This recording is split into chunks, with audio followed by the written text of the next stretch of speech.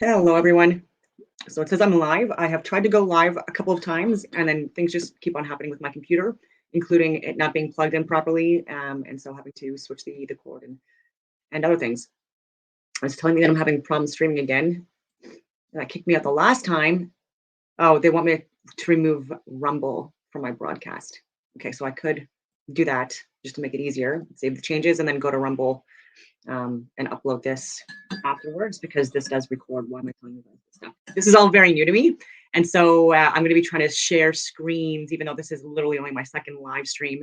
And I want to show you and or present to you with information that I've been sharing to all levels of government, media, health experts, people that I've worked with in multiple levels of government. So my background again is I was 15 years as an infantry officer, so outside a lot and traveled a lot, and then obviously made lifelong connections and stuff like that with that, and people that I still talk to this day, people that are still serving in all different levels and positions, and then people that are also retired and or doing other work, whether it be with law enforcement, other corporations, other jobs, security industries, you name it and worked since I've got out of the military.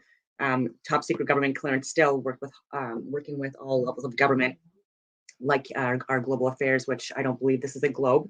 And even though enjoy the people that I've worked with there and worked with them for a few years on various high level courses, at this point, hopefully they do start these courses again and award the contracts to Canadians, and uh, and then obviously that would be but again, because of what I'm saying, it goes against what a lot of our international security people believe at the higher levels, and that's where there is a disconnect, right? Because even though I'm only 40 years old, I have over 20 years experience as essentially a security analyst and expert, and working with the special forces and beyond. Going to West Point on exchange, one of two candidates selected out of RMC, multiple degrees. I'm autodidactic and well traveled, like I've said, and there's award winner and other things. And I'm only saying this because I'm hoping that at some point these videos get the attention of our higher levels of government again, and they understand where I'm coming from, right? So, like I've said, I've literally worked with higher levels, and I'm trying to call out people in cabinet like Marco Menachino and Omar Al Gabra and Kieran Moore, people that I have also tried to contact via their government email addresses, and Wayne Eyre, who is our chief of defense staff, who should be in jail for crimes against humanity, and Brenda Lucky, who was head of our CMP, like these, and Jim Watson and Glenn Gower, like district leaders, mayors, all levels of government. Like I've said, like the cabinet minister Pablo Rodriguez, who is also the one that has destroyed most Canadian infrastructure in recorded history and heritage buildings, churches, burial sites, national parks, you name it, wildlife preservation areas. Like they're taking over friggin' everything, and it's not for our profit or our benefit as Canadians. And why is me talking about flat simulation Earth important now? When I bought my first flat Earth map picture in 2011, that shows the ecliptical path of the sun, that shows the zodiac sign constellations within the picture as well, and then with Tartaria, like and like so many different things that we are lied to about today with like the maps that we get. Mercator's map is close to it, so it's Alex Gleason. Again, these are not perfect maps though, because these are still just drawings and diagrams. But what you get from NASA is like not even remotely true. And now India is trying to pretend that they've gone to the moon or going to the moon, and the friggin' video is hilarious. How fake the friggin' moon looks with the craters and stuff like that. I'm like, you like they couldn't even talk to each other and just get the same data. Like this is what I mean. Like people are morons now, literally in all levels of government. And I mean like the NASA people, like the FBI people, CSIS for Canadian, and all over the friggin' world. It's the same stuff. And if we don't get on top of this stuff now, then it's going to cause more suffering and death, right? Because the people in charge that are trying to cover this stuff up, that don't know the reality of the world, they are exploiting us and manipulating us. There's a behavioral scientific experiments happening 24/7, and I keep on preaching this stuff, but like it's just it's good to see that there's other people that are starting to speak out on this stuff, or wake up and get more common sense about this stuff. And it's good because, again, like, the more money we give to people that are clearly causing harm to us, like, it's not like, you gotta wake up. Like, be peaceful and stuff like that. Like, we literally need to insist that our district leaders, our mayors, our cabinet officials, and the people they hire are held accountable. Nuremberg trials, peacefully, held accountable, so that people, when they do get hired, they yeah, like, they know the reality of what they're stepping into, the gravity of their position, and if they get bribed and or blackmailed or things like that, or just too cowardly in order to tell the truth to people, if they're too cowardly to speak out against that, like, let's say their party is going, like, in a bad way, like, let's say Nazi Germany or Europe, sorry, not just Nazi Germany, but Nazi Europe, you know, like, you need to have people that are able to speak out and address, things like that from happening again, right? And so we're just seeing a lot more people that are being vilified and fired. People that I know personally in all levels of government that were amazing people, award-winning people, longest kill shot people, and or pregnant women that with over 20 years in the army of service and getting kicked out for refusing to get the shot because it was high risk. And then with all the data that's come out, it's like it's irrefutable. And I still have people in Ottawa, Canada, that are still trolling me on all my social media platforms saying, that the COVID jab, there's been more good than bad, like, it was safe and effective, that, it was necessary for all age groups, all this bullshit, and like there's like the side effects are being like lied about, like, and oh my God, like, mandates were justified, lockdowns justified, all this stuff, and deciding who could work and who would not work, and who was considered to be like a valued citizen, and who wasn't. Like, all the terminology and stuff like that was used to put us against each other and cause fear, and it's still happening now. Like, it's mind blowing with like these new like strains coming out and stuff like that.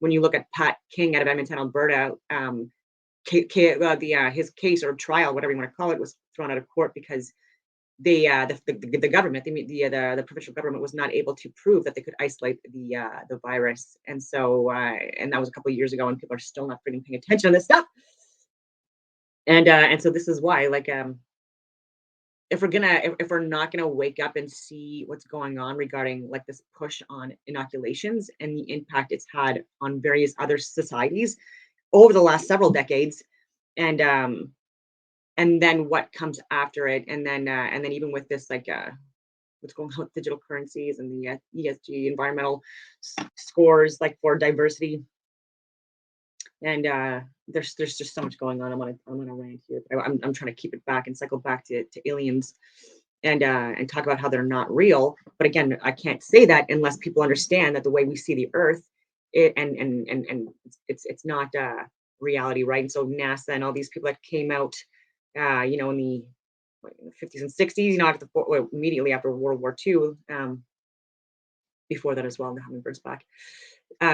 We started getting this like more reinforced deceit and bias within our mainstream media, within like news and movies, and even with Paramount Pictures and stuff like that, with having a globe model, like even like a couple of decades before, like the Earth was proved to be a globe, and how would they know, and like what it would look like, and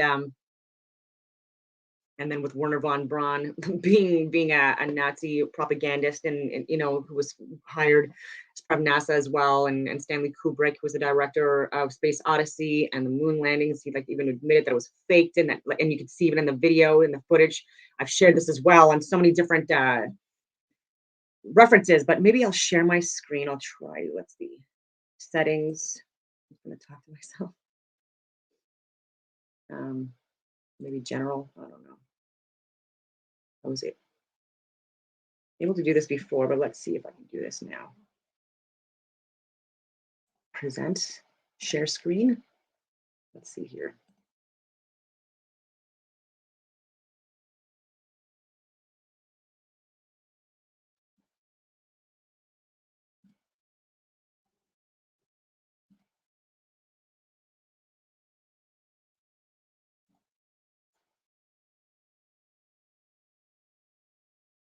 I want to make sure you can see it. Sorry, I hope I'm like not talking too much. I don't want to share a window.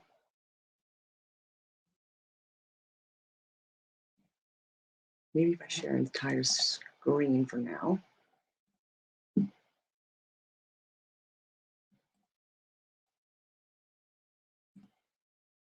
I'll share entire screen. I don't know what's going to pop up. Okay, that's pretty cool.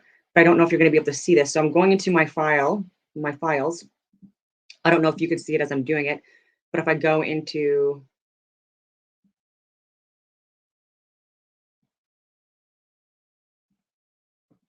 I thought I had the link up, but I clearly don't.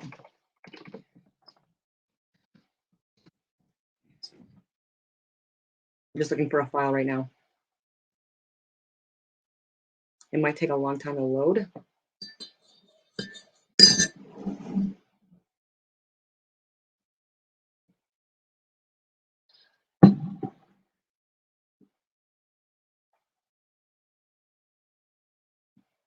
It just possibly could be just because it's a lot of information hitting my screen right now because I have a background screen and multiple apps playing at the same time. Okay, so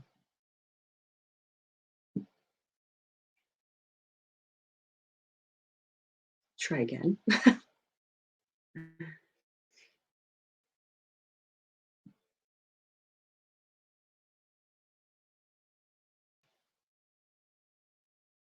What I gave to while I'm waiting for that stuff, what I've given to like a public safety officer here in Canada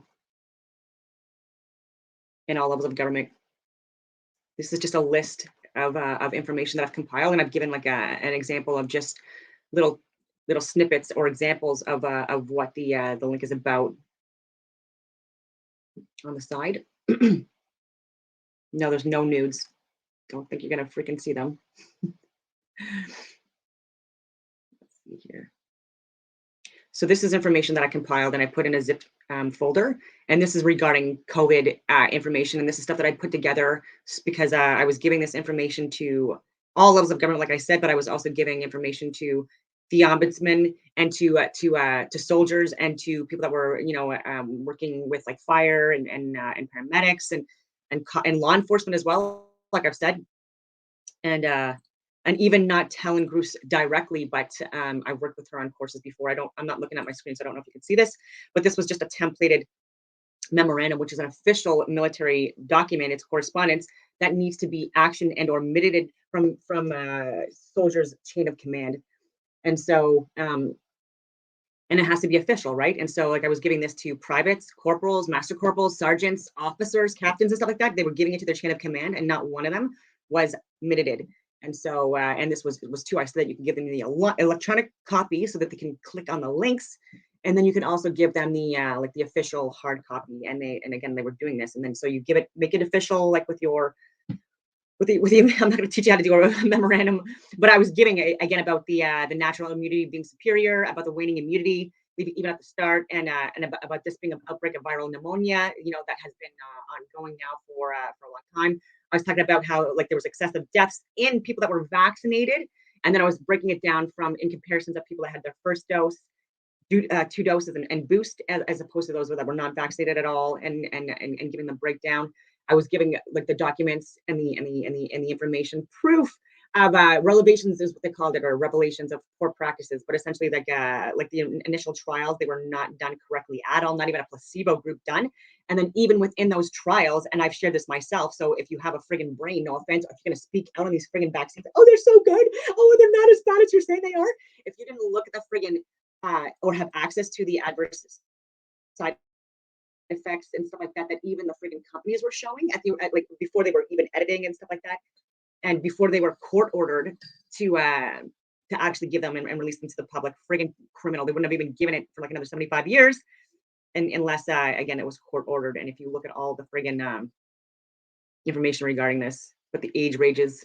And this again was underreported because a lot of, and I've also showed proof of this too, where people are on the record and in memorandums and email correspondence saying that there was more adverse side effects, there was more deaths, there was more stillborns, there was more, like there was a lot, like it was just, but the incentives was to make people friggin' live in fear. So they were using doctors and nurses and like incentivizing calling things other things and or using like intubation methods or whatever you want to call it or other means of healing people instead of things like hydrochloroquine, ivermectin, telling people to lose weight, having those uncomfortable conversations. Again, these are all side effects. I can go through the list. Um, more. So if you go down here, and again, this is underreported.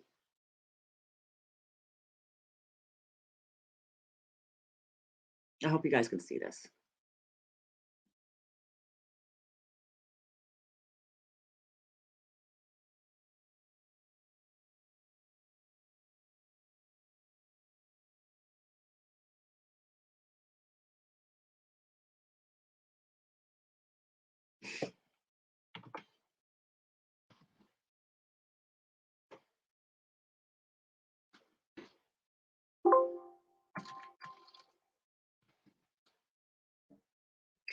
Kai, exposure to agents or circumstances.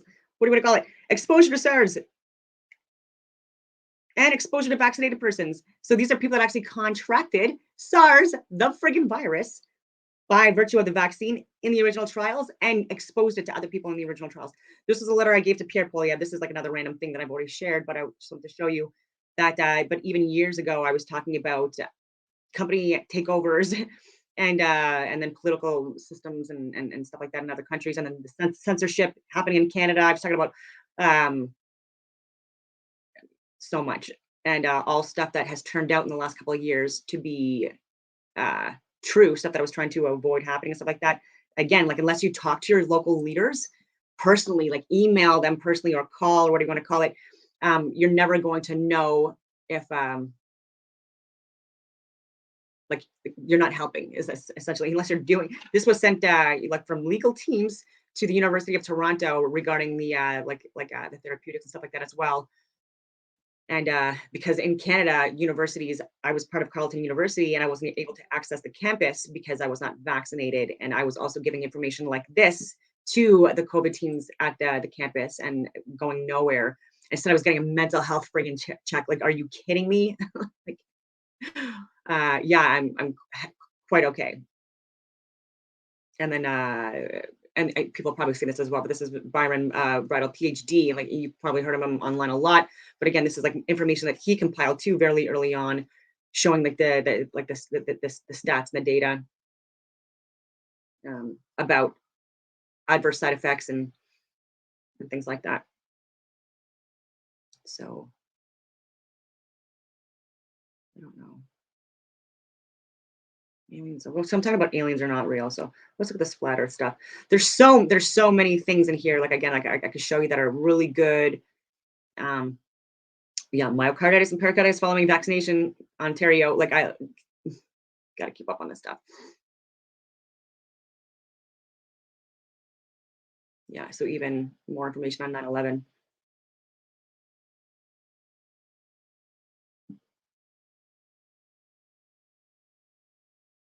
Mm, there's so many good ones. But these videos again are long, so unless you have time.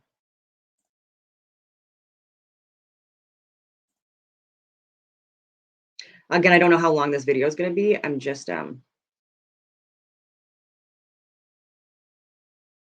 to see what would be a good video to start with. Let's see again, I have so many.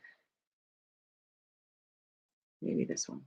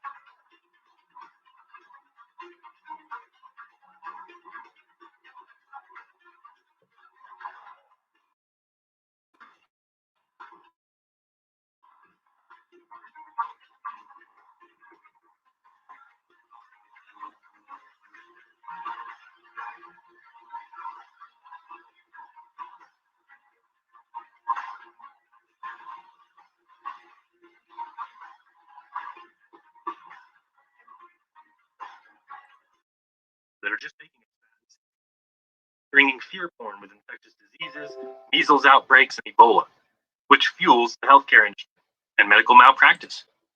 Biotech, pesticides, the EPA, and the lies continue onto the oil industry and free energy, down to the very education system that teaches it, as well as a false history, pushing Big Bang and evolution as science, with their dinosaur and missing link frauds, or teaching Common Core, simply public indoctrination programs.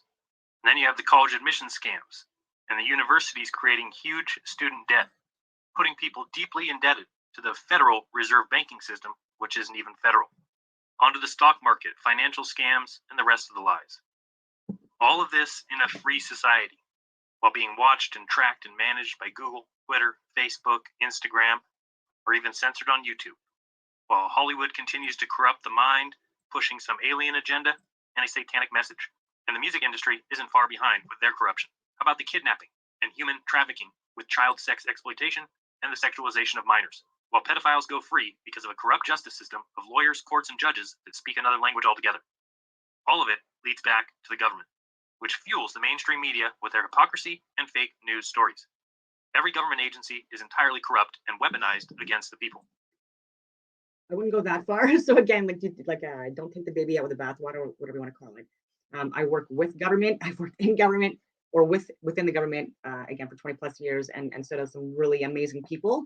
I would say that there are, like I've said before, like there's corporatists or corporations that are currentists that are exploiting weak-minded government officials that are currently elected, and other experts right now that are heads of departments that are just very weak, woke morons that they don't have the the emotional strength, the intelligence, the physical strength to be in the positions they're in, so they're getting easily duped, and unfortunately, like weak people, hurt destroy societies, right? Like the saying is weak men create weak The IRS, societies. the NSA, the NSF, FTC, CDC, DOD, Weak EPA, governments etc. do. And who owns and operates the fake media? And unfortunately, the government, the governing body, are composed of individuals, that represent juggernauts. Well, the our very society. own CIA, who has been deeply involved with all the newspapers and magazines. Just see Operation Mockingbird, pushing propaganda constantly with their incessant mainstream narrative, including press releases from government agencies, universities, corporations, and companies getting rich off government contracts. How about the false flags and covert government operations? Just see Northwoods, Gulf of Tonkin, Operation Paperclip, and thousands of others. The entire political scene with election fraud and dishonest polls, the whole left versus right two-party system, pitting citizens against each other, or the entire CIA involvement in the military-industrial complex, as more war, more conflict equals more money and more growth. Or the so-called war on drugs. Our own federal government has been engaged in a shady operation of alliances with the world's largest drug cartels. Our incarceration percentage has grown by 6 times since Nixon declared a war on drugs in 1971. When planes took arms to the Contras in Nicaragua, these same planes returned with cocaine, shielded from law enforcement by the CIA. Yeah, an illegal drug trade. Just another pointless sham, proving our own CIA is engaged with criminals and is criminal itself. Just look at the weapons and arms dealings of the CIA while actively trying to take yours. The constant barrage of lies and deceptions, like the official 9/11 story and the government-run commissions. So many lies, and I could do a film on each one of those separately, and perhaps I will. But this film asks you one important question. If they lie to you about all that, if they have deceived you at every possible turn, what makes you think that they're telling you the truth about space? You see, sometimes people want to know the truth, but many times they do not. They like the idea of truth, but not the actual, real truth. When it comes to the United States space program, however, in my opinion, people certainly don't want the truth. They want the lore, the ideals, that patriotic feeling, the ideas of space travel, trillions and trillions of miles, American dominance and ingenuity, and the brilliant minds of mankind coming together to do the impossible. It's our destiny to be in the stars. This has always been the reason for space, making dreams come true, inspiring children and adults to do more, to strive for more, to reach for the stars, and to achieve the impossible. In this movie, I will explain my opinion of space and space travel. I will talk about what I think space is and isn't, and to do so, I'll talk about the past 11 presidents, as well as the current president, Donald Trump. I'll go through the list of presidents and show that they have all cared little for space travel other than national prestige, and the reason for this, I believe, is multifaceted. I believe NASA to be little more than a jobs program, mixed with some research and development, focusing on engineering and technology. They also sell a fantasy and a worldview to the population. They instill pride and wonder, but what they haven't done and don't do is go anywhere. Hence the name of this film, NASA Going Nowhere Since 1958. Now, I could go deep into the various space-related deceptions and pick apart NASA films scene by scene, and while I'll do a little of that, this film is much different. Maybe I'll do other films on the various lies and pseudoscience pushed by the space agency, but this film will go president by president, give a little background, and show that it has always been and continues to be a back-and-forth game of sorts, where NASA can blame the president and the president can blame NASA, in the end allowing research and jobs to continue while ultimately going nowhere. Of course, we're going to spend most of our time on Kennedy and Nixon, especially since this month has been the 50th anniversary of quite possibly the largest deception ever pulled on the people of this earth. The nonsense assertion that 50 years ago, NASA sent men to the moon. Many people. And I know people personally that have worked at the at those space stations and stuff like that, and that even recently, and I don't want to call names, I never will, and that are either now convinced or not the world that the Earth is a flat Earth plane, or they're slowly dipping their toes. People may not agree with anything I say throughout this film, and that's so again, when I say that I've been in these communities, this is just another example of I even know astronauts and or people that worked in and around these space stations and agencies and still do to this day in various different capacities. Even when we're on the launch pads, and that are they cannot believe that they were so duped, right? And they just didn't anyway. I don't agree with most of what I hear in the mainstream. That's because I'm looking for the truth and not just the story I'm supposed to believe. If you don't agree with me or see things a different way, well, it could be because you trust the mainstream media, meaning you do believe what you're supposed to believe, what this world wants you to believe. In which case, I think you'll always be missing the truth. What I want to make clear from the start is that you're free to believe whatever you want, as am I. Eddie Bravo was on the Tinfoil Hat podcast and summed it up quite well when he said, I'd rather be thought of as an idiot for not trusting the government than a traitor for defending them. I would rather be thought as a moron for not trusting criminals than a I've talked to Eddie Bravo a little bit on Instagram I don't believe too. Liars, and I don't trust criminals. Once you've lied to me, I no longer see the need to believe anything you say. The difference is I'm not lying to you at any point throughout this film. I'm giving you my 100% honest opinion on the subjects discussed. Agree or disagree, these are my personal beliefs. You should get me on a show. Space has always been an amazing arena for populist politics and fantasy conceptions. When NASA began, the space pioneer and ex-Nazi SS member Wernher von Braun was an absolute genius at forging public opinion with the ideas of space and space travel. He knew the power of space-related gimmicks. Together with the other dream maker and fantasy extraordinaire Walt Disney, they joined up to greatly sway public opinion by presenting space as a sci-fi fantasy adventure, a reaching for the stars, much like a Disney movie. Wernher von Braun said, "There's no Bucks without Buck Rogers." Of course, Buck Rogers was a fictional space character that debuted in 1928, becoming a very popular comic strip. Then it became a television series. It was so popular that many newspapers launched their own science fiction strips right after, imitators like Flash Gordon and Steve Spalding and John Carter of Mars. The Adventures of Buck Rogers became an important part of popular culture, and by 1930, Buck Rogers took his rocket ship and left Earth. Buck Rogers has been credited with bringing into popular media the concept of space exploration, following those few before him like Jules Verne and H.G. Wells, and those who came after him like Arthur C. Clarke. So, as Wernher von Braun said, there's no Bucks without Buck Rogers. Let's start there and talk a little bit about the money behind the space industry, because this is a terribly important aspect. Only once you completely understand the financial implications can you begin to understand why and how they continue to get away with going nowhere. First off, NASA receives $56 million a day of taxpayer money. While it may only be 0.5% of the yearly U.S. budget, they also get many other funds from donations, admissions, etc. But here's the most important fact to understand. Think of how big the music industry is worldwide. Enormous, right? Now think of the movie industry, Hollywood and global, even bigger. So where do you think the video game industry and economy rates with those two? What if I told you the video game industry is now more than the music and movie industries combined? Wow. This article states, forget about being a movie star, forget about becoming the next Beyonce. If you want to be rich and famous in the entertainment world, you should start playing video games right now. Gross video game sales have outweighed box office receipts for over 2 decades, and they surpassed home video and theater earnings combined 15 years ago.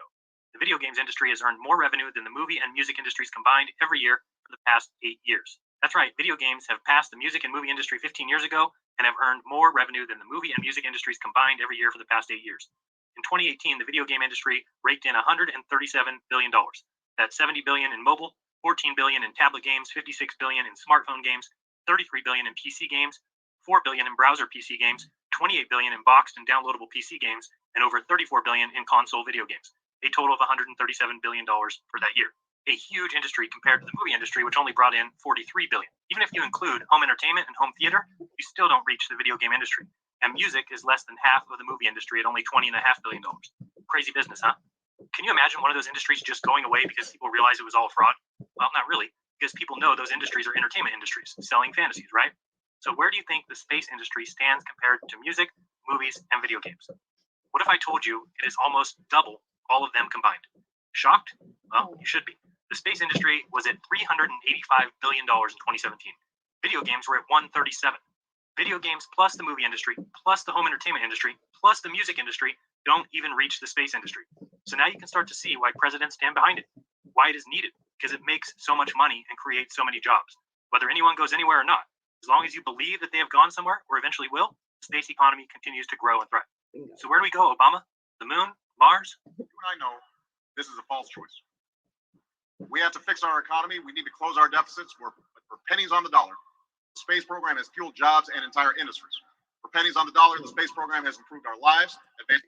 So even with that, like I've talked about this in other videos, I would love to talk to someone about this, like that's also fairly educated on the economy and finances and history, because like I could go into like how, like even with the taxation process and how when you exploit and or like you incentivize utilizing, certain companies that are not even American or Canadian, and then you say like zero interest and all that other stuff, like for several years, like once you have to start paying the interest. In so many other countries, there are people that are living, it's slave labor even as we speak, even friggin' children. And I've shared this, so many other people there's more and more people talking about this stuff, but in other countries, and they're never going to be able to pay off the interest on the debt that their friggin' moronic elected leaders decided to work with and or like do contractual agreements and obligations with and stuff like that, even decades oftentimes before people were even born, right? You're seeing that in Africa too, where there are countries that are saying we don't want your assistance or your funds anymore. There was even like the incentive where like, oh, we're not going to give any charitable money, by the way, money laundering and bribery and stuff like that, like money that's not going to the people. And I've even said this when I was in the military, when we would given aid as Canadians to other countries, and we know it did not go to the schools and the hospitals and stuff like that people thought, and so it's all over the place. But and so it looks like it's helping us because it's looking like there's like a increase of quality of life and like an increase in job smoking range. Bueno, they're playing a lot. But they also haven't gone for a walk yet this morning because I was trying to figure out the live feeds and stuff like that. So they might be a little bit more pent up and stuff like that. Where was I going with this? Oh, yeah. And so like people, for example, even in Canada and in the US, but I can talk about Canada, we have people that are elected officials and people that are still freaking in cabinet, just switched departments that benefited and profited off of being a part of WEF, the World Economic Forum, having shares in certain arms companies and weapons companies and pharmaceutical companies. I've shared all the friggin' proof, and then getting money from certain arms companies or weapons companies or foreign nationals that, oh my God, that where their countries are also committing crimes against humanity, and like we should not be supporting and advocating for these people or these corporations or these even with our mines and stuff like that, they're getting sold at alarming rates, large vast of land for like close to $1 billion. It's hard to say no to that, ladies and gentlemen, but you're selling out Canada's future by doing this stuff. And it's unfortunate, again, like I keep on saying, but we need to nullify contracts, nullify these contracts and stuff like that, and find ways to in order to take these resources that we have like in our own hands and be able to do like a better import export business deal, we're not getting screwed over, right? Where we're not Canadian, not all Canadians are being used as slave labor, because this is what they're talking about, like colonializing other areas. No, it's not. Like it's certain elitists or rich people that have gone into other places and imposed or enforced themselves on. And again, this is not to incite violence or any of that stuff, but it's just saying like we need to stop allowing this stuff from happening, right? Where you're getting people to come in and just buying up like our very essential resources. In Canada, like I keep on saying, on this continent, we are very important because we are the access route to the North Pole, to the center of the friggin' Earth. And so we're an access route for North America, for Mexico, and like even Mongolians and Chinese, like on there's so many different access like ways where we need to like enforce our and stuff like that. That's why the last few years I've also said that I have literally volunteered to go out to Alert and Eureka, like these are all northern islands in Canada, and do observation stuff, research stuff, and give it to the government, but to like non-corrupted people within government. And oh, like it's just unfortunate because I'm not people want to call me a conspiracy theorist. I'm not. Like I'm someone that's looking at facts from an unbiased lens, and someone that even when I had really thought, really strongly in certain belief systems, I was able to consider alternate facts and information, and then like upon seeing that, like these new facts and data, like not like I guess like change my mind, but like come to like different conclusions without being so egotistical to think that like there's death in being wrong, or what I want to call it. I'm going on all these tangents, but like they're all trying to promote these companies, these businesses, like space this and like electric, Tesla this, and this is such a bad idea in the short term and the long term. And like when I talk about lithium mines in Canada, I'm talking about lithium mines in Canada and like the last like 5 years, especially saying that we're selling this to people like China. What do you think of the batteries in these Tesla vehicles, ladies and gentlemen? We're talking about like all this like stuff happening in other countries. Like, do you want that to happen here? Oh my God. And if it's not Canadians going to be the ones doing this slave labor that we see like in so many different places in the world, then they're going to get brought in. And yet again, we've been there before, even in Canada, guys and girls, like with the friggin' railways, with mines before, with import and export of not just beaver pelts and friggin' timber, but also humans. And I could go on a friggin' tangent too about Oak Island and Partridge Island too, like even on the east coast of Canada, and how like these were ports or whatever to call it, where humans would get shipped to, and that would be the processing areas, just like Ellis Island in New York and various other areas. And I would also like to say that the Gaspé Coast has like a lot of connections to Florida.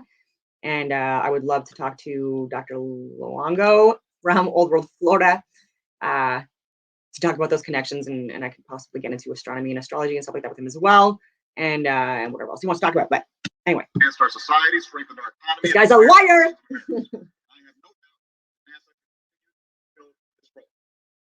I don't know how long this stream is going to be. Space industry will soon be a $1 trillion industry. From Space News, it says forecasts predict the space industry to grow to $1 trillion by the 2040s will require the development of new markets, even with the modest annual growth rates needed to achieve the goal. A panel session on June 26th at Space Frontier Foundation's New Space 2018 conference here noted that several reports in the last year by investment banks predicted that the global space economy, currently valued at about $350 billion, could grow to $1 trillion or more in the 2040s. And from the Office of Space Commerce, it says, today the global space economy is roughly a $400 billion economy, of which about 80% is commercial activity, and the United States claims a little less than half of that commercial activity. We used to think about space activities being concentrated in a few key areas, in Florida and California, and in this great state of Texas. But the fact is that there's not an area of this country these days that isn't deeply affected by the space industry. That's very exciting, and it is a very promising time for the space industry as we have the convergence of leadership, finance, and technology that is creating opportunity at unprecedented speed. We used to think about space as an area where some new development was a decade away, but in fact, these days, it might be just 2 years or 2 months away. Of course, always in the future. Not here yet, but it'll be here soon. Hi, I'm George Jetson, and I live in the 21st century. That's Elroy. I have to watch him or he'll strike up the ceiling. Here I'm dropping Judy off at school. Blinds away! Oh, that's Jeannie, my wife. Rosie. Coming, sir. Are you starting to see NASA's role yet? Can you tell what importance NASA has? Make money, create jobs, inspire Americans, inspire the world, sell fantasy, but going anywhere isn't the important thing. Whether it's in 1980 for those around in 1960, or in 2000 for those of us who were around in 1980, or in 2020 for those people living in the year 2000, or in 2030 or 2040 for those of us living now. We will be going to Mars. We will return to the moon. We will launch a James Webb Telescope. We will land in mine asteroids. We will redirect a meteor. We will send another rover.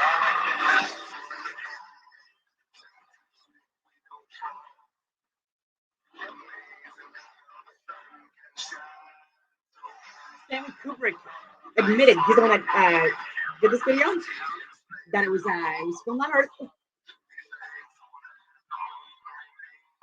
Greenland's completely covered up, and parts of northern Canada too, and underwater. A lot of stuff is being filmed.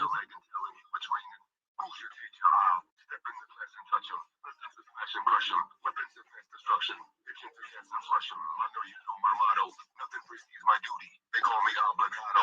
They think the house is holy. It's incommunicado. They full of guacamole. I crush your avocados. Call me the virtuoso now. That means aficionado. Master of the Stratocaster. Wizard with a pizzicato. Luciferian foolishness is what you follow. Believing you're on the ball. You have all knelt down to swallow. Fuck all your bravado. If you listen, Mr. Dubé, you're dead or your head's just hollow.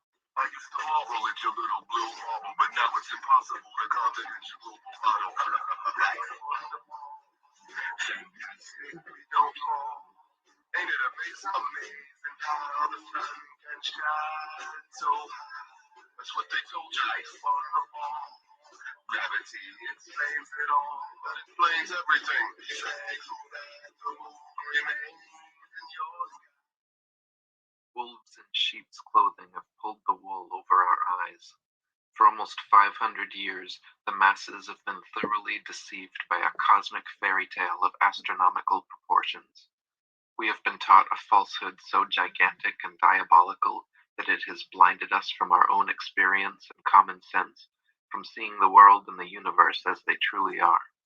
Through I don't know if you're able to read this stuff, but that's just giving you examples. And even they've all admitted it. Pettit has admitted it. Like the friggin' blue marble guy admitted that it's all CGI manipulated overlays, and that you'll never see an accurate picture. And then even this, like, it makes no sense. Like when they show this, like I don't even know if Eric Dubé even mentions this. He probably does. But if you look at the remaining landmass on the opposite side, that's like that's missing from this. It wouldn't even fit in on the other side. So like it just like and the cloud's not moving. I don't know if you can read this stuff, but it's clearly fake, pseudoscience and they books admit and it. programs, mass media, and public education, universities and government propaganda, the world has been systematically brainwashed, slowly indoctrinated over centuries into the unquestioning belief of the greatest lie That of smells all sex. time. David Wardlaw Scott said, "Children are taught in their geography books, when too young to apprehend aright the meaning of such things, that the world is a great globe revolving around the sun, and the story is repeated continuously year by year till they reach maturity, at which time they generally become so absorbed in other matters as to be indifferent as to whether the teaching be true or not, and as they hear of nobody contradicting it, they presume that it must be the correct thing, if not to believe, at least to receive it as a fact. They thus tacitly give their assent to a That's theory sea which, level, if it had not first sea been curve. presented to them at what are called years of discretion, they would at once have rejected. The consequences of evil teaching, whether in religion or in science, Arctic are far Circle. more disastrous than is generally supposed, especially in a luxurious, laissez-faire age like our own. The intellect becomes weakened and the conscience seared. For 500 years, an elite cabal of sun worshippers has propagated this nihilistic, atheistic cosmology and cosmogony, unquestioningly believed by the vast majority of the world. We have been taught, contrary to all common sense and experience, that the seemingly motionless, flat earth beneath our feet is actually a massive, moving ball spinning through space at over 1,000 miles per hour, wobbling and tilted 23.5 degrees on its vertical axis, while orbiting the sun at a blinding 67,000 miles per hour, in concert with the entire solar 666,000 system, miles per hour. spiraling 500,000 miles per hour around the Milky Way, and careening across the expanding universe away from the Big Bang at an incredible 670 million miles per hour, but that you can feel and experience none of it. We have been taught that a mysterious force called gravity, a magical magnetism responsible for keeping everything from falling or flying off the spinning ball Earth, is just strong enough to hold people, oceans, and the atmosphere tightly to the surface, but just weak enough to allow bugs, birds, and planes to take off with ease.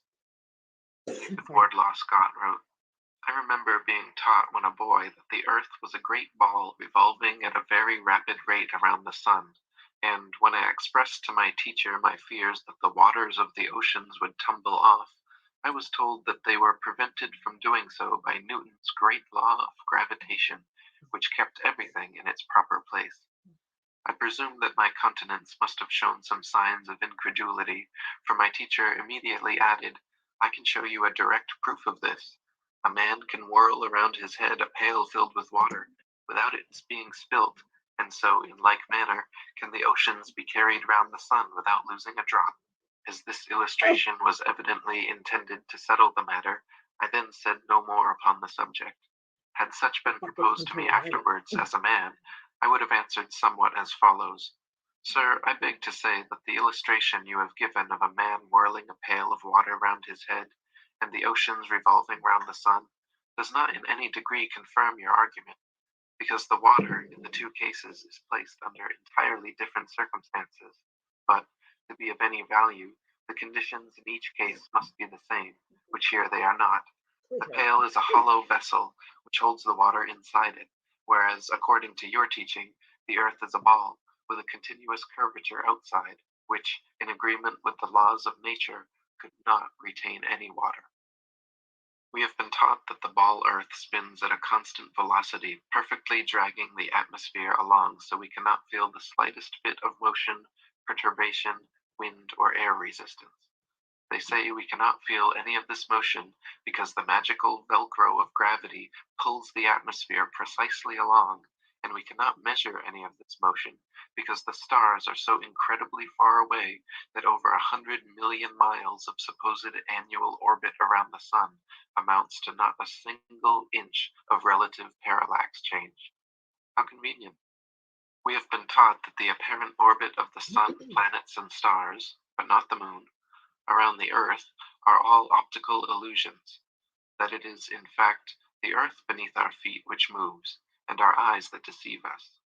Special exception is made for the moon, however, which is said to revolve around the earth just as it appears. Since we only ever see one side of the moon, we have been taught this is because the moon's supposed 10.3 mile per hour west to east rotation, combined with its 2,288 mile per hour orbit of Earth, just happens to be the exact motion and speed necessary to perfectly cancel out the Earth's supposed 1,000 mile per hour east to west rotation and 67,000 mile per hour orbit of the sun, thereby creating the perpetual dark side of the moon illusion. Oh, really? Though the sun and moon appear to be relatively small, equal-sized bodies revolving around a stationary Earth, we have been taught that this too is an optical illusion, and they are in fact thousands of miles divergent in diameter. They say the sun is actually a whopping 865,374 miles across, 109 times wider than the Earth, and contrary to all experience, experiments, and common sense, that we revolve around it. They say the moon is 2,159 miles across, a quarter the size Sorry, they of try the to say Earth. that with a And real why picture. they appear the same size is because the moon is only 238,000 miles away, while the sun is an unfathomable 93 million miles away from the Earth. And these just happen to be the exact Tape and curtain diameters rods. and distances necessary for a Spaceship. viewer from Earth to Sure. falsely perceive them as being the same size.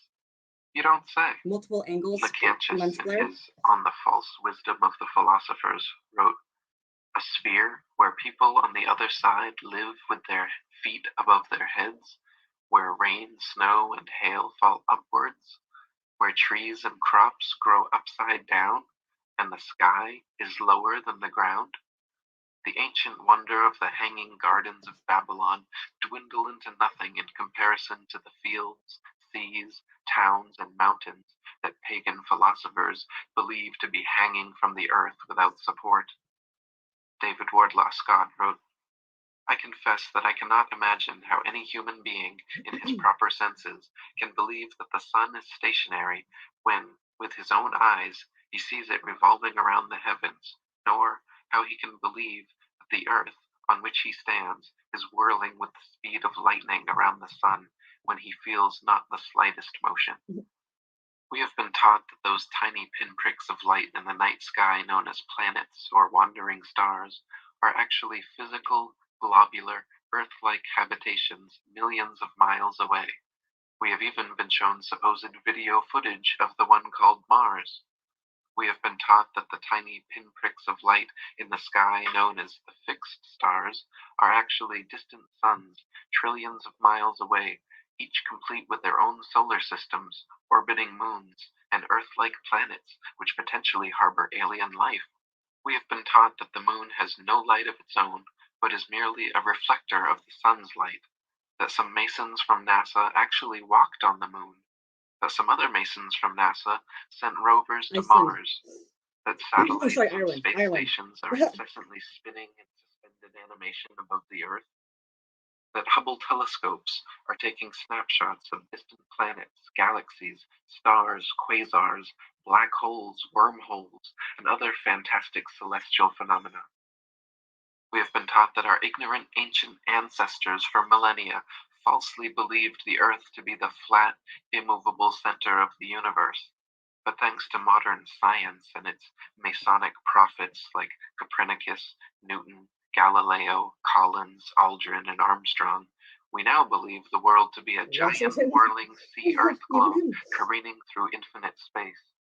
Thomas Winship wrote, "Modern astronomical teaching affirms that the world we live on is a globe which rotates, revolves, and spins away in space at brain-reeling rates of speed, that the sun is 1.5 million times the volume of the Earth globe and nearly 100 million miles distant from it, that the moon is about 1/4 the size of the Earth, that it receives all its light from the sun, and is thus only a reflector and not a giver of light, that it attracts the body of the Earth and thus causes the tides, that the stars are worlds and suns, some of them equal in importance to our own sun himself, and others vastly his superior, that these worlds inhabited by sentient beings are without numbers and occupy space boundless in extent and illimitable in duration, the whole of these interlaced bodies being subject to and supported by universal gravitation, the foundation and father of the whole fabric.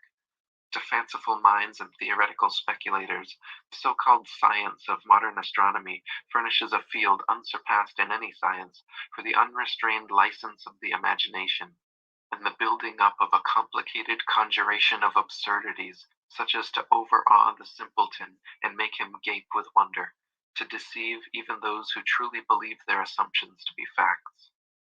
We have been taught that science books like Newton's Principia Mathematica, which propound the spherical heliocentric myth, are the bearers of truth, while backwater religious books like the Bible, which propound a flat geocentric Earth, are merely outdated myths. We have been taught that the universe was unintelligently designed and randomly created in a cosmic coincidence of nothing inexplicably becoming everything. We have been taught that through millions upon millions of years of accidental evolution and happenstance, the Big Bang universe began manifesting suns, moons, planets, then water, then somehow out of dead, inert elements, single-celled conscious organisms came to life, grew and multiplied and mutated into larger, different organisms, which continued to grow, multiply, and mutate, gaining diversity and complexity, losing credibility, to the point where amphibians crawled up on land, replaced gills with lungs, started breathing air, maturated into mammals, became bipedal, grew opposable thumbs. And there's no transitional skeletons in any species. These transitional forms, or whatever you're gonna call it, it just shows where we went from like other organisms into this more evolved human species. So for me as well, the theory of evolution, BS, this stuff, it's a no for me as well. We didn't come from monkeys. Then in one final fluke adaptation, Ridiculous. monkey man was made, and the rest is human history. And that's Thomas a snake tongue. Winship wrote, "Put together all the imaginary exploits in the air, specially written to interest the young. Add to this all the wonderful adventures of airships recorded in The Daughter of the Revolution. And tack on to this all the wild and impossible things found in current libraries of fiction. I venture to say that the grand total will record nothing so utterly impossible or so supremely ridiculous as this modern scientific delusion of a globe spinning away in space in several different directions at the same time at rates of speed which no man is able to grasp, with the inhabitants, some hanging heads down and others at various angles to suit the inclination. Write down all the swindles that ever were perpetrated. Name all the hoaxes you ever heard or read about. Include all of the impostures and bubbles ever exposed. Make a list of all the snares that popular credulity could ever be exposed to, and you will fail in getting within sight or hearing of an imposture so gross, a hoax so ingenious, or a bubble of such gigantic proportions as has been perpetrated and forced upon unthinking multitudes in the name of science, and as proved incontrovertible fact. Yeah, so not even just like with the reflections that he's talking about. Sorry, I got distracted with my dogs, but even crepuscular rays, which I don't know if you already got into, but not possible unless again it was a local sun and moon much closer than 93 million friggin' By the miles away. expounders of modern astronomy. Again and again have their theories been combated and exposed, And you could prove but that as with a often lighthouse. have the majority who did not think for themselves Or like a accepted light the on the popular like in the faith. ceiling. Like there's so We many have been ways. taught that the height of stupidity and naivety was when our ignorant ancestors believed the earth to be flat, and that if any man somehow still thinks the earth to be the immovable center of the universe, that they must be the most primitive kind of ignoramus. Yeah. Nowadays, the label flat earther has become literally synonymous with moron and is a common cliche derogatory Hilarious. for insulting someone. I'm the moron. Okay. Upon seeing a book titled The Flat Earth Conspiracy, your ingrained instinct was likely to laugh, mock the messenger, and deny the very possibility. Marshall Hall said, "What strikes you as being some thoughts that people would have if, in the short space of a few weeks, the universally held conviction that the Earth rotates on an axis daily and orbits the Sun annually were exposed as an unscientific deception? Keep in mind that a rotating, orbiting Earth is not counted as a mere hypothesis or even a theory anywhere in the world today. Oh no, rather, this concept is an unquestioned truth, an established fact in all books and other media everywhere, church media included. Copernicanism, in short, is a concept that is protected in a bunker under a 50-foot thick ceiling of solid scientific concrete. It is meant to be impregnable. It is a concept that has become ensconced in men's minds as the indestructible cornerstone of enlightened modern man's knowledge. Virtually all people everywhere have been taught to believe, and do believe, that this concept is based on objective science and dispassionate secular reasoning." B. Chasbro wrote, 99 people out of 100 would give the same answer to the interrogation, and that same answer would be to the effect that the Earth is a globe which revolves around the sun. The 99 who makes this reply would do it because they know it to be the case. How do they know it? Let this question be put to them, and they will bestow upon you a withering smile of pity at what they conceive to be an imbecility of mind on your part, and answer you in something like the following style. "It has always been so. We learnt it at school. Clever men say so, and look how astronomers can foretell eclipses," and then lose their temper at the very idea of the globular theory being incorrect. And a haughty, "There can be no doubt about it," will close all they have to say on the subject. Now, if the ears of these 99 could only be gained, they would be shown in an irresistible manner that the philosophy which would speak of a round and revolving world is a false philosophy. Ancient civilizations the world over believed Earth to be the flat, immovable center of the universe, around which the heavens revolved in daily cycles and perfect circles. A stable geocentric universe, proven true by experience and experiments, which reigned undisputed for thousands of years, adequately explaining all earthly and celestial phenomena, was violently uprooted, spun around, and sent flying through infinite space by a cabal of sun-worshipping theoretical astronomers. Early Masonic magicians like Copernicus, Kepler, Galileo, and Newton, along with their modern Masonic astronaut counterparts like Armstrong, Aldrin, and Collins, hand in hand with NASA and World Freemasonry, have pulled off the greatest hoax, propagated the most phenomenal lie, and perpetuated the most complete indoctrination. You can see the golden no, so right. And I don't even know if you can see me or not, but you can see The G, like for Freemasonry, like a lot of people like associate Freemasonry or like as like, yes, it's an occult group, but like they're not all evil, ladies and gentlemen. But there are unfortunately people within the group that this is like the billionaire club or like the multi-million dollar and billionaire club, essentially at the higher levels with a lot of influence. And they're again like they're the ones that are being utilized. These guys, for example, in order to keep on lying to us, to keep on funding these individuals and these families till this day, right? And so this is the unfortunate part where they're gonna have to stop, you know. But anyway, so G, like in some groups, they believe that is a representation or symbol of Venus, which is the morning star, which is Lucifer, which like brings it, like in like the sun, and also like has its own path, just like the where it has like new Venus and full Venus periods, just like the moon. And then you've got the golden triangle here with a very important angle being 137.5. And there's even Archaics, for example, that talks about like like every 138 years, like there's some kind of like a Phoenix event.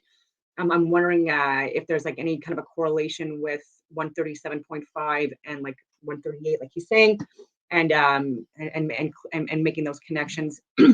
And then when you put that together and then you invert that, you get the Star of David, and then also you could put the like the envelope or what do you want to call it that Freemasons put like in the front of their costumes or whatever you want to call it, their robes, when they're doing initiations and or ceremonies or meetings or whatever like that. And like this is also part of that. So you've got the the golden ratio, the golden angle triangle in here. That is like shows like a lot of significance like within like for sacred numbers and stuff like that.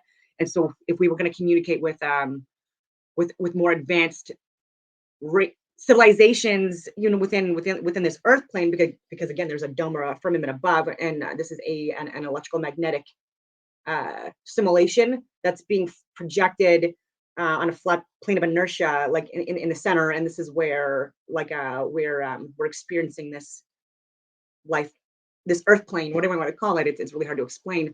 And just like Super Mario Bros or other video games that we play that require electricity or energy, we also are not able to transcend like this earth plane, and that's why also with aliens being above beyond the firmament. I don't believe in that stuff. I don't believe that there's planets outside of the dome or firmament, and I do believe that the luminaries or wandering stars that we're seeing are what they're calling planets, because of CGI imaging and stuff like that. But anyway, getting back to this, there's a lot of pi and phi and Fibonacci significance in here, and then the representation of Venus.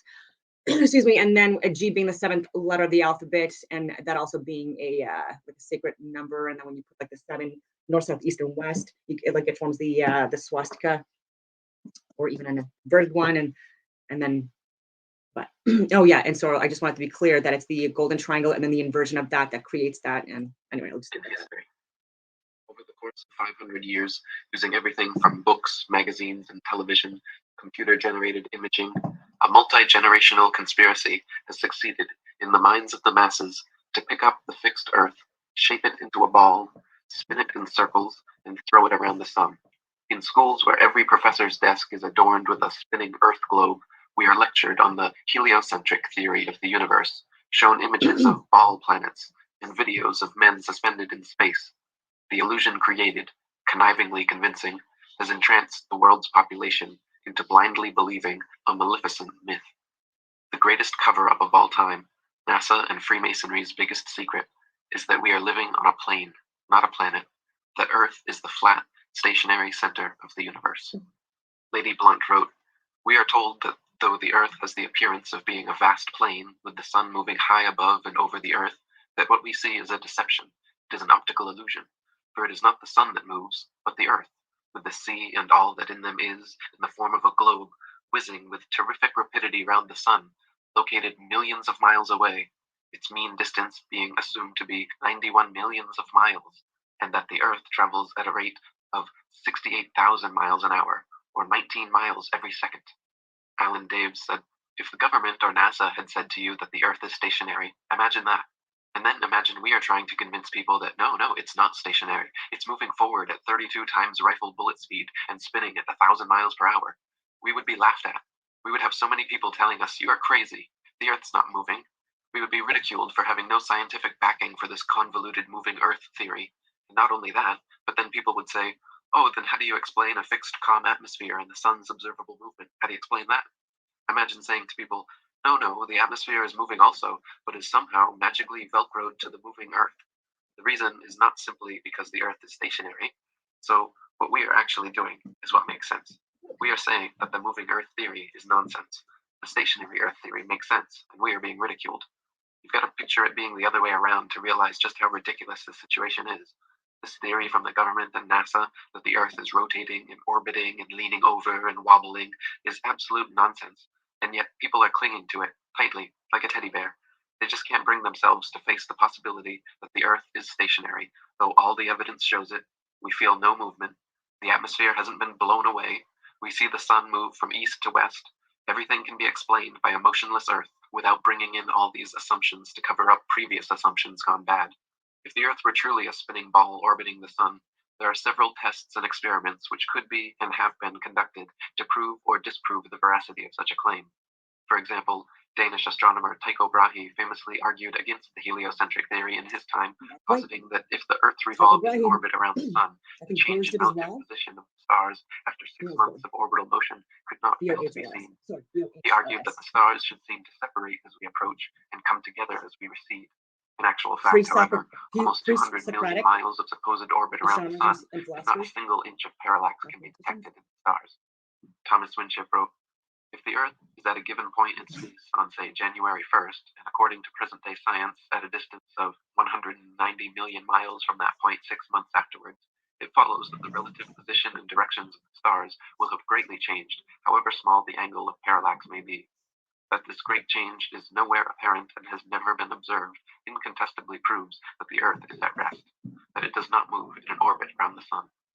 Samuel Rowbotham wrote, take 2 carefully bored metallic tubes, not less than 6 feet in length, and place them 1 yard asunder on the opposite sides of a wooden frame or a solid block of wood or stone.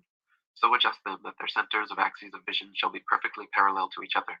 Now direct them to the plane of some notable fixed star a few seconds previous to its meridian time. Let an observer be stationed at each tube, and the moment the star appears in the first tube, let a loud knock or other signal be given, to be repeated by the observer at the second tube when he first sees the same star. A distinct period of time will elapse between the signals given. Signals will follow each other in very rapid succession, but still the time between is sufficient to show that the same star is not visible at the same moment by 2 parallel lines of sight when only 1 yard asunder. A slight inclination of the second tube towards the first tube would be required for the star to be seen through both tubes at the same instant. Let the tubes remain in their position for 6 months, at the end of which time the same observation or experiment will produce the same results.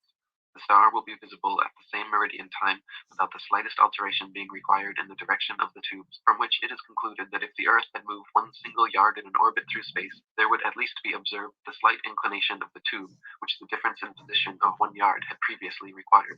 But as no such difference in the direction of the tube is required, the conclusion is unavoidable. That in 6 months a given meridian upon the Earth's surface does not move a single yard, and therefore that the Earth has not the slightest degree of orbital motion. When Tycho Brahe demonstrated that after 190 million miles of supposed orbit around the sun, not a single inch of parallax could be detected, desperate heliocentrists, instead of conceding, doubled down, claiming the stars were all actually trillions upon trillions of miles away from us, so distant that no appreciable parallax could ever be detected. This convenient explanation, which heliocentrists have clung to for centuries, has proven satisfactory to silence the uninquisitive minds of the masses, but still fails to adequately address many observable phenomena, such as our wildly implausible synchronization with Polaris. William Carpenter wrote, the idea that the Earth, if it were a globe, could possibly move in an orbit of hundreds of millions of miles with such exactitude that the crosshairs in a telescope fixed on its surface would appear to glide gently over a star millions of miles away is simply monstrous. Whereas with a fixed telescope, it matters not the distance of the stars, though we suppose them to be as far off as the astronomer supposes them to be, for as Mr. Richard Proctor himself says, the further away they are, the less they will seem to shift.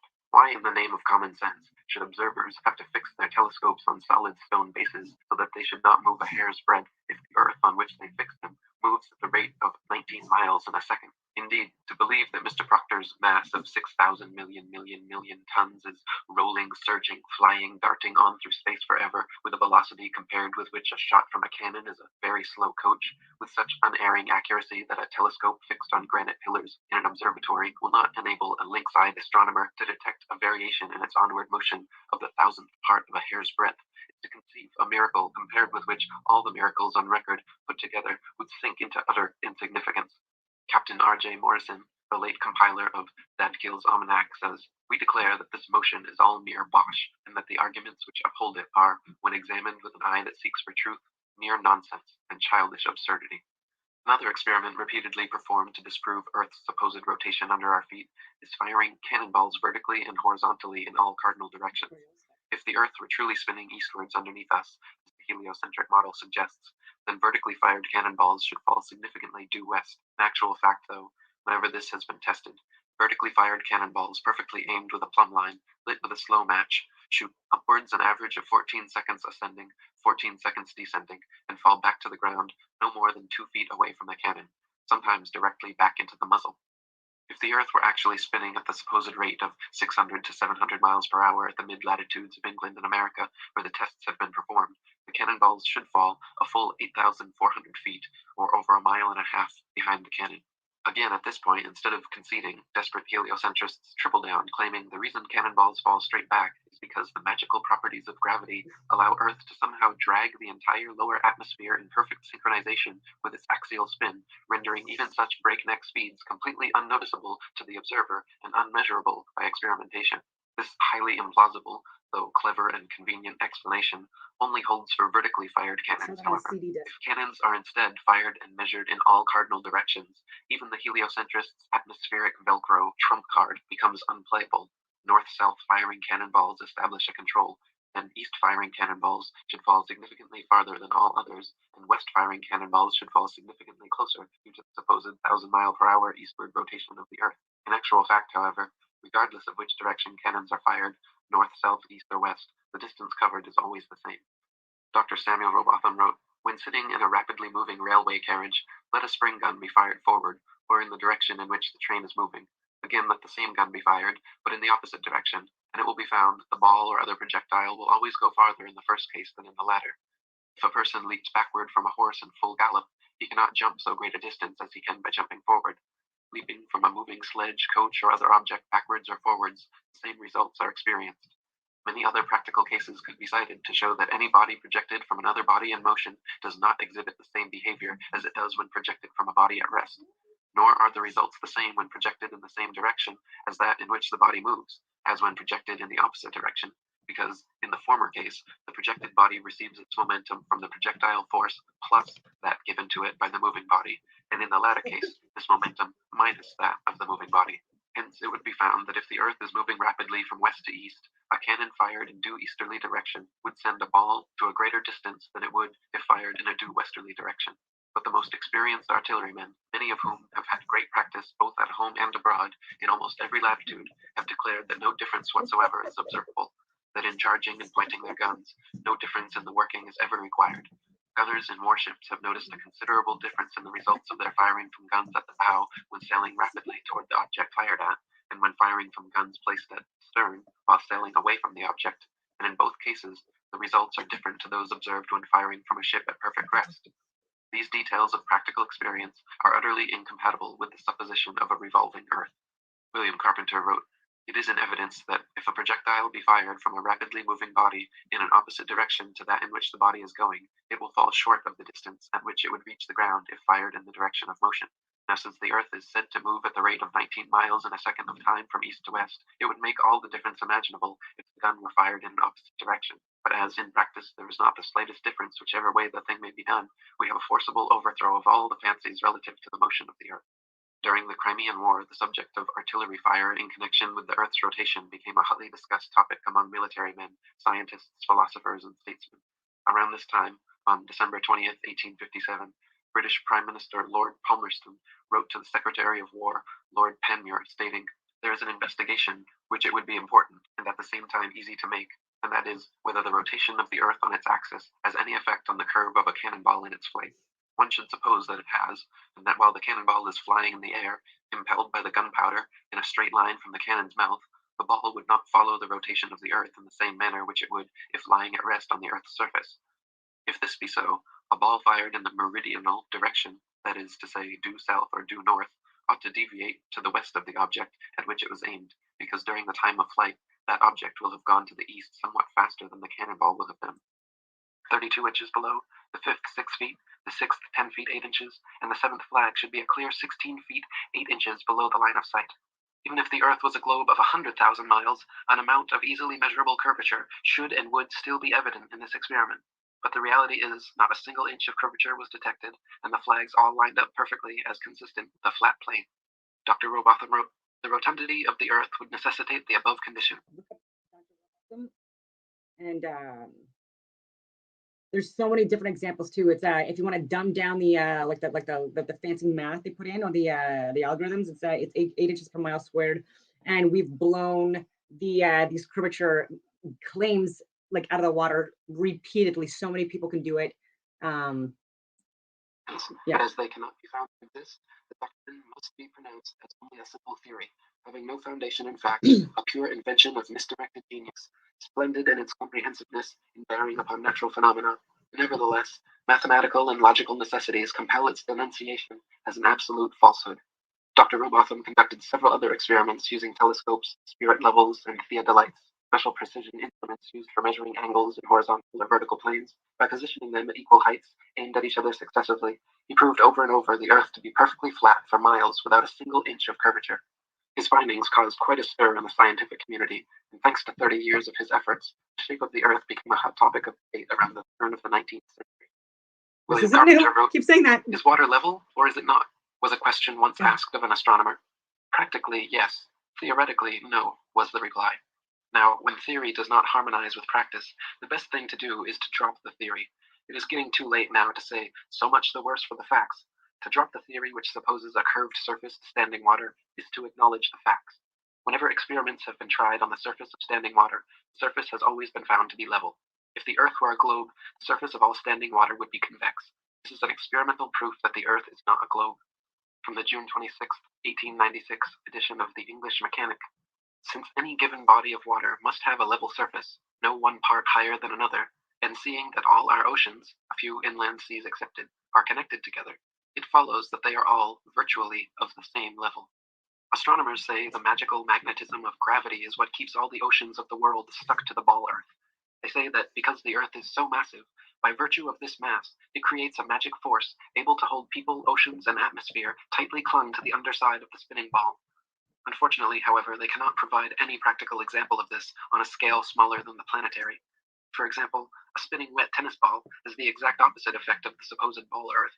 Any water poured over it simply falls off the sides, and giving it a spin results in water flying off 360 degrees like a dog shaking off after a bath. Astronomers concede the wet tennis ball example displays the opposite effect of their supposed ball Earth, but claim that at some unknown mass, the magic adhesive properties of gravity suddenly kick in. Oh my God, I love it. What was his name? Professor Dave, who's like making fun of flat earthers, like he's a huge heliocentric moron though. Like and he claims that flat earthers believe things that we don't. And Eric Dubé, who you're listening to right now, he actually has amazing videos on YouTube and books out. And he actually makes fun of Professor Dave and refutes and debunks everything that he says about us. And he humiliates him with the examples that this moron gives.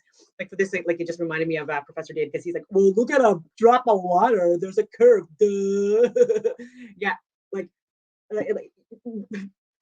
if you don't understand how unreasonable that is of an argument, just because like you got a drop of water and then like maybe another drop or two, but then water will seek the level, right? Like and that's on, like, it has to be in a contained environment, ladies and gentlemen.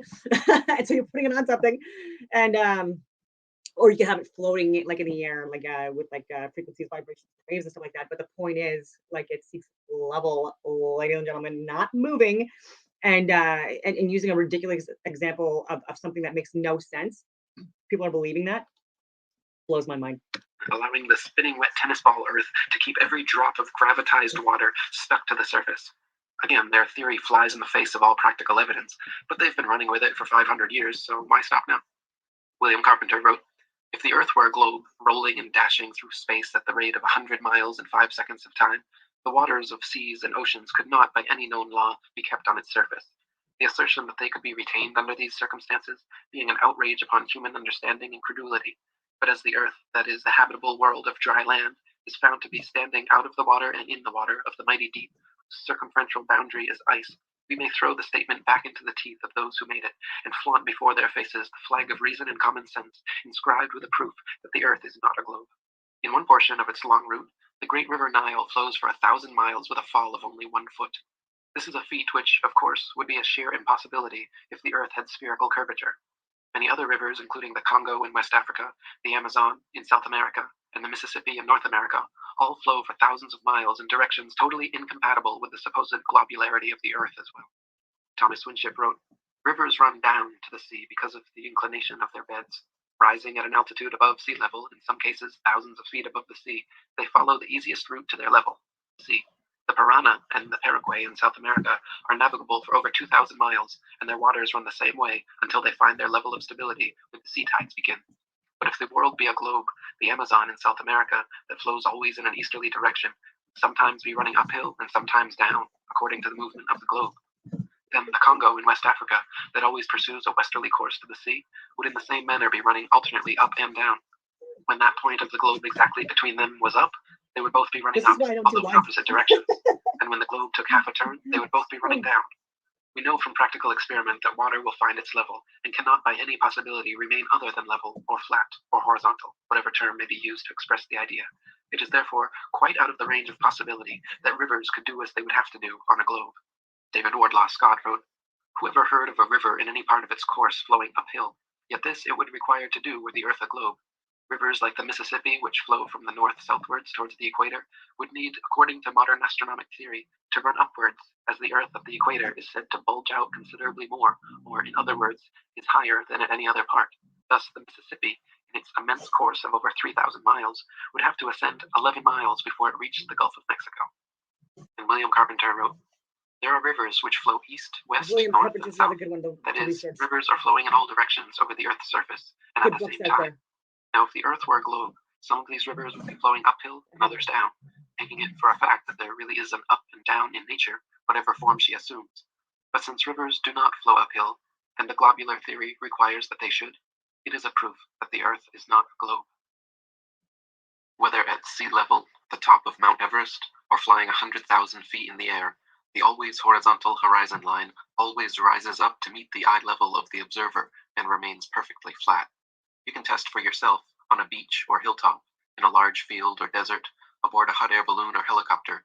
You will see the panoramic horizon ascend with you and remain completely level all around.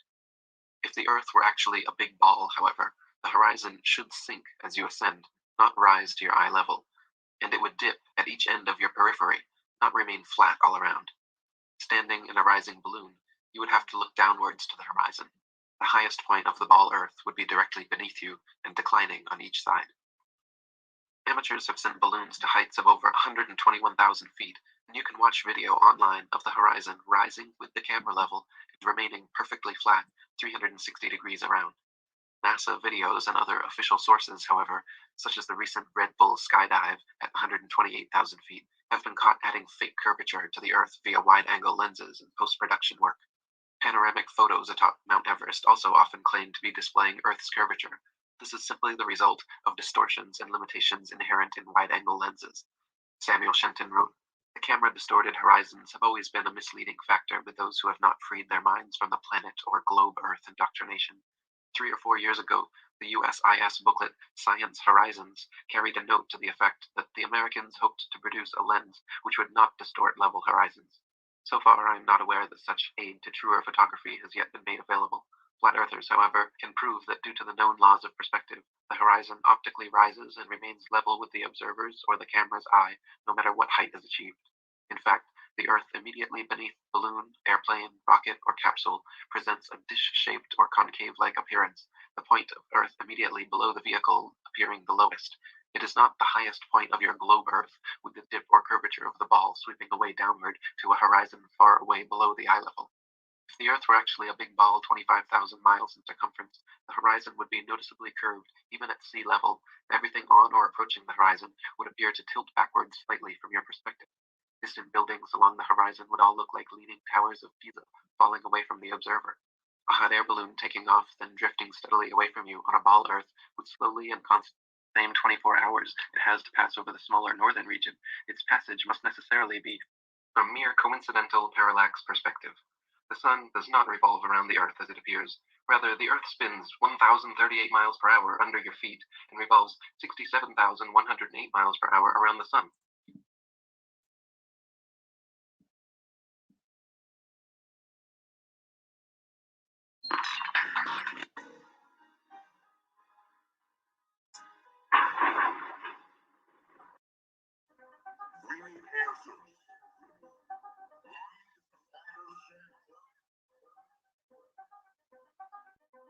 Because it shows the decision. There are enough reasonable questions to be reasonable.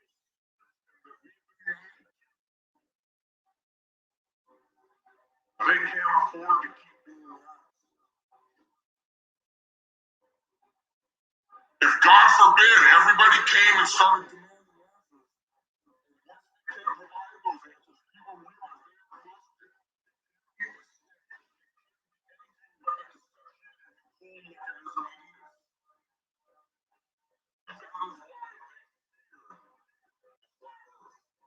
Flat Earth is not a psyop. Flat Earth is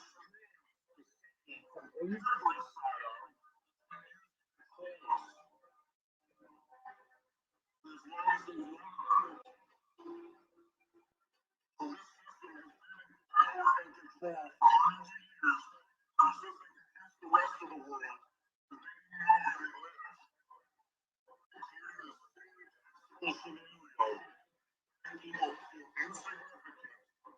And to follow those that appear they're just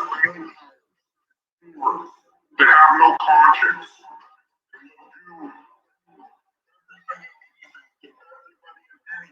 Can to keep that power. Because people are waking up.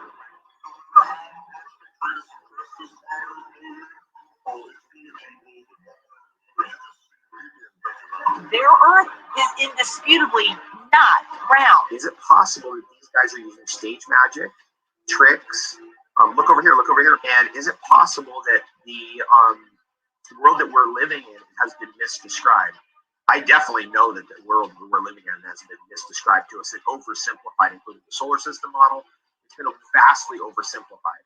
It doesn't actually accord itself to the very accurate readings we can get today with our technology, right? Like they never predicted that it was going to come to this.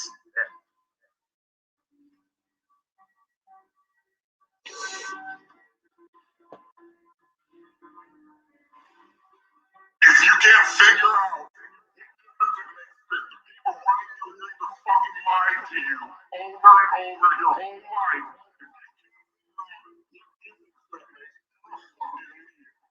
And if everybody would just come together and demand answers, they would not know what the fuck to do. Why has nobody been to the moon in such a long time? That's not an 8-year-old's question. That's my question. I want to know what I think I know. Because we didn't go there, and that's the way it happened. And if it didn't happen, it's nice to know why it didn't happen. So in the future, if we want to keep doing something, we need to know why something stopped in the past that we wanted to keep it going. And you can see the real location of the camera and the very bright and near Earth out the window. 10 or 11 years ago, I stated to various scientists that the moon is not a piece of rock, but it is plasma. The Americans and Russians are thinking of landing men. Oh, well, that will never happen. Never happen.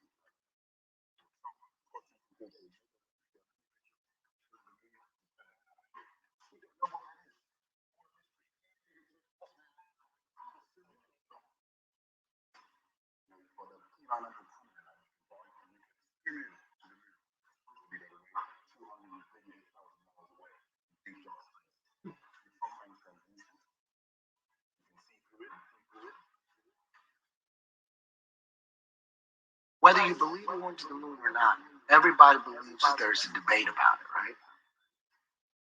Now, if you really have an open mind and you want to get to the bottom of it, let's have an open mind. Let's get to the bottom of it, and let's take it to trial. First thing we got to do is examine the evidence. And the defendant, the government, says we destroyed all the evidence. I'd go to the moon in a nanosecond. The problem is we don't have the technology to do that anymore. We used to, but we destroyed that technology, and it's a painful process to build it back again.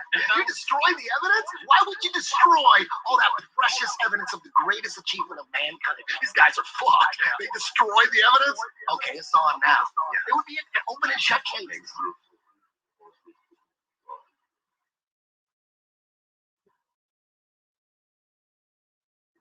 You want answers? I think I'm entitled. You want answers? I want the truth. You can't handle the truth. When you look up at the sun, you see two equally sized, equidistant circles tracing similar paths at similar speeds around a flat, stationary Earth. Rise up. Look at that bright cosmic light and think about it. It gets up in the eastern horizon every morning and moves across the sky with a kind of symphony of motion and paints its technicolor across the blue, a light that man could never make. They become so involved in thinking about man's progress, they forget to think about the need for God's power. The experts at NASA, however, claim your common sense, everyday experience is false on all counts.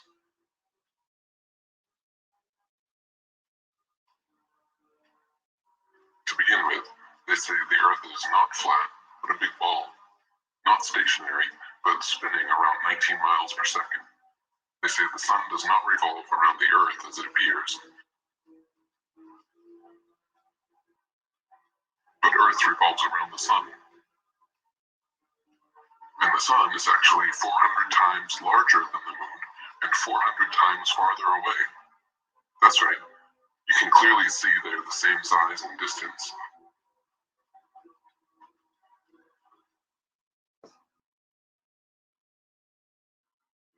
You can see the Earth is flat.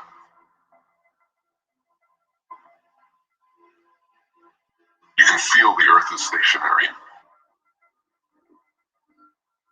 But according to the Gospel of Modern Astronomy, the Earth spins 1,038 miles per hour under your feet and revolves 67,108 miles per hour around the sun. Copernicus calculated the sun's distance from Earth to be 3,391,200 miles. The next century, Johannes Kepler decided it was actually 12,376,800 miles away. Isaac Newton once said, "It matters not whether we reckon it 28 or 54 million miles distant, for either would do just as well." How scientific.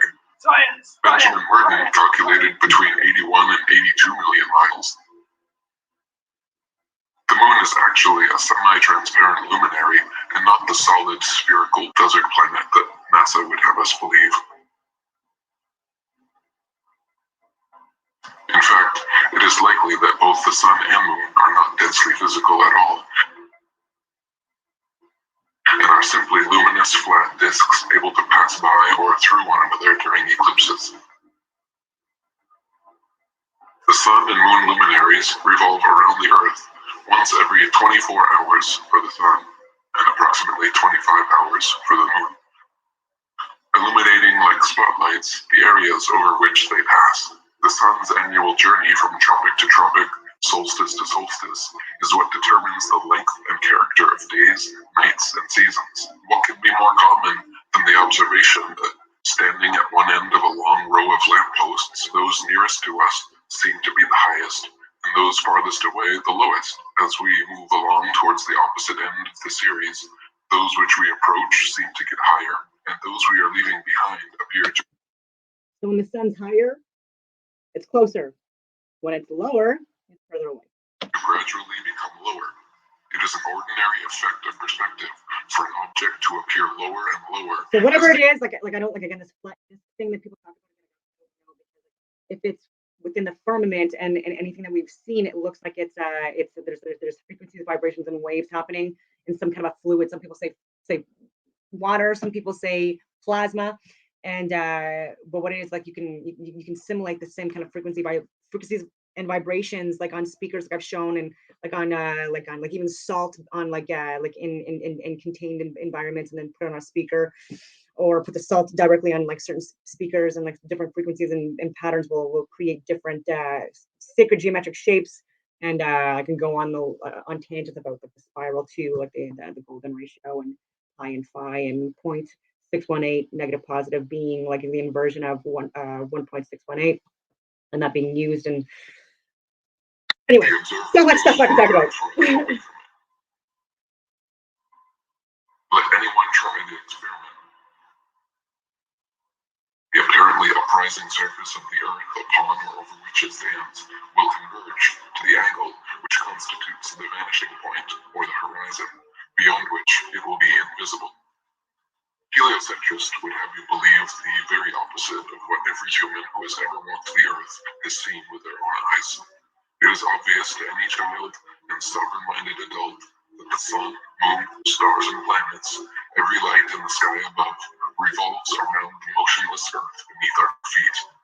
It is also plain to see that the sun and moon are both approximately the same size and situated relatively close to Earth, not 400 times divergent and millions upon millions of miles away. Roughly the same size, To ladies and abandon your gentlemen, senses and and everyday also experience in favor of such unfounded science fiction fantasies is a fallacy of appeal to authority so extreme that it leaves the brainwashed believer impotent to trust his own natural instincts, and forever thereafter chained to the fantastical explanations of astronomical charlatans.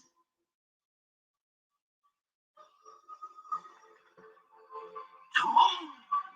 Yeah. Ever wonder what those sparkling dots are up there? Oh, I don't wonder. I know. What are they? They're fireflies. Fireflies. They got stuck up in that big bluish black thing. Oh, gee. I always thought they were balls of gas burning millions of miles away.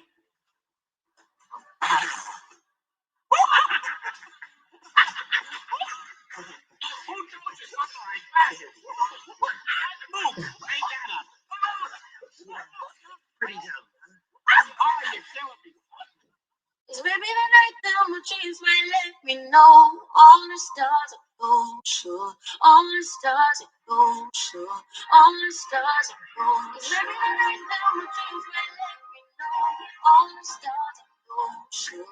All the stars are gold, sure. All the stars are gold, sure. In their constellation patterns, night after night, year Yeah, after year, so that's what they look like when they're century zoomed after in. And even like the Sirius star is called the rainbow star, and what I believe to be what we're seeing for the aurora borealis and all that stuff, with the different colors in the sky. And never changing their relative positions. parts of Canada, and now parts of the US too, Tilted, and Alaska. And spinning space ball as Norway and Alaska. the star patterns would never look the same 2 nights in a row, let alone be fixed in exactly the same constellations for thousands upon thousands of years. Maybe the night that my dreams might let me know all the stars are gold, true. All the stars are gold, true. All the stars are gold. Maybe the night that my dreams might let me know all the stars are gold. Also, because I was talking about and F7 and Polaris, and I can talk about the Big Dipper too. But you'll also like notice where the Big Dipper, like during the look at where it is during the equinoxes and the solstices in the sky. We got like in reference to Polaris, and that's also something that represents the swastika, ladies and gentlemen,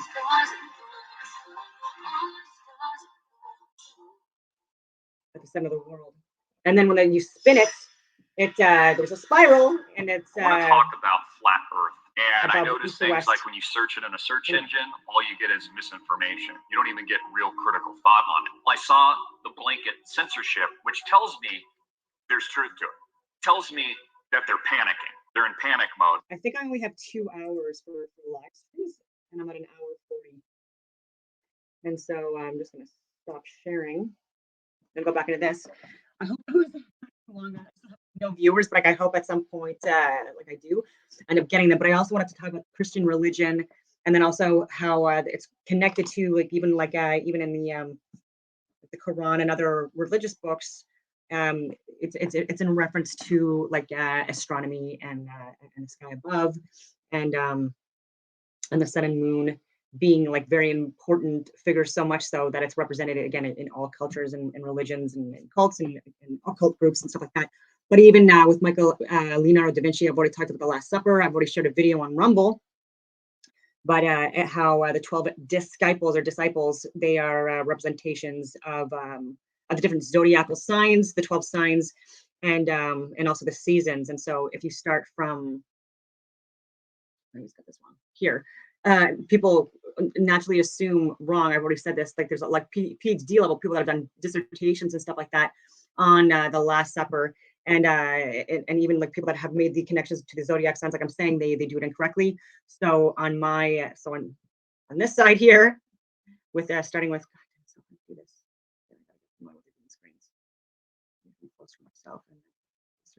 Okay. Anyway, starting with here. That's Aries.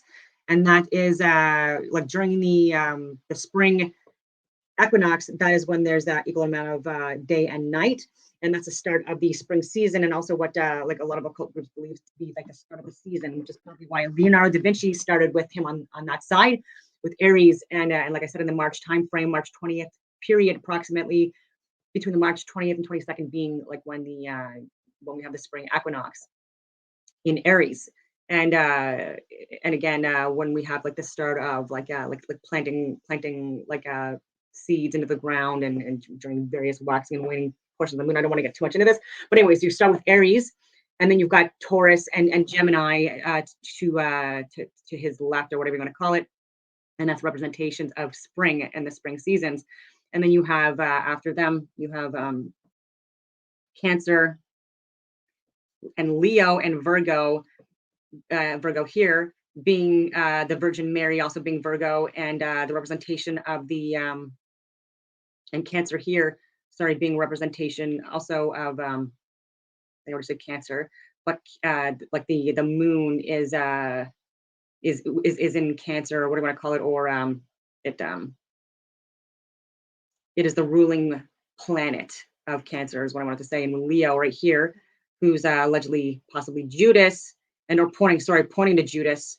And I'll get into the apostles' names maybe this time too. But Leo is pointing at the Adam's apple, showing that Mary is in fact a woman, and also showing like pointing to the back of Judas and or Cancer, that is going to allegedly like stab Jesus in the back at some point, and then it being sealed with a kiss too. Like I could talk about all this stuff. Anyway, so and then you have Jesus being, and usually there's a so bad, this Jesus right here. Usually there's a sun or a disc behind him, just to show like the obvious connection to the sun, and also the ruling planet for Leo is the sun as well, the sun and moon, which is why on some like astrological charts and wheels and stuff like that, you see, and even with the chakra systems, the sun and the moon are at the head, and that is where Cancer and Leo are in certain depictions, but Aries, anyways, that's where the brain and head connection is, and anyway, I'm going on all these tangents, but I gotta go on this side now too. Okay, so and then then you've got Cancer, Leo, and Virgo. That's a representation of the summer months, and then you have Jesus Christ in the position between the summer and the spring equinox. So he's like in and around the 23rd of September position on the seasonal or geocentric model of the Earth plane right here in the center, and then you have Libra, Scorpio, and Sagittarius, and you see that Libra like with the balanced hands and stuff like that, like holding back Sagittarius and Scorpio, who ends up ultimately causing the fall of Jesus Christ during the winter months. And so you have that where Scorpio is represented not only by a scorpion, but it's also represented by an eagle, depending on like what characteristics that person within that sign takes on, or whatever you want to call it. And then when scorpions bite people, it looks like a kiss mark, right? So like that's why they were saying that he it was sealed with a kiss when Jesus died. And so in Sagittarius, and so on the 21st of December, just before Sagittarius turns into Capricorn, like the sun movement in the sky, in the ecliptical path, the solar ecliptical path.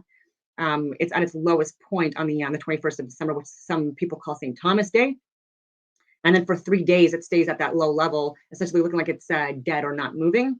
And then on the 25th of December is when in Capricorn, is when it rises again and then starts. It's like going up towards the ecliptical path. And I've shown this in like different videos and stuff like that. But it's hard to explain it here. I'll get better at it. But so yeah, then you have like the winter months with Capricorn, Aquarius, and Pisces, and then back to Aries and through them. So this would not be possible if we were on some kind of heliocentric model of the Earth plane, where if we're spinning like rotating and spinning and then going around the sun and then through like the freaking galaxies, like we would not have this level of accuracy. And also interesting note with the lunar calendar systems that people use, if it's 28 times 13 is 364. And then there's like the moon, like the 28th cycle moon period, you can see that like there's a new moon and a full moon every 14 days. And there's also like when women are more connected to our bodies, then then we can tell like when we will like ovulate and when we're more fertile and when we have our periods and all this other stuff. I'm going on all these freaking weird tangents, but I will leave it at that for now. And I hope that everyone has a wonderful day.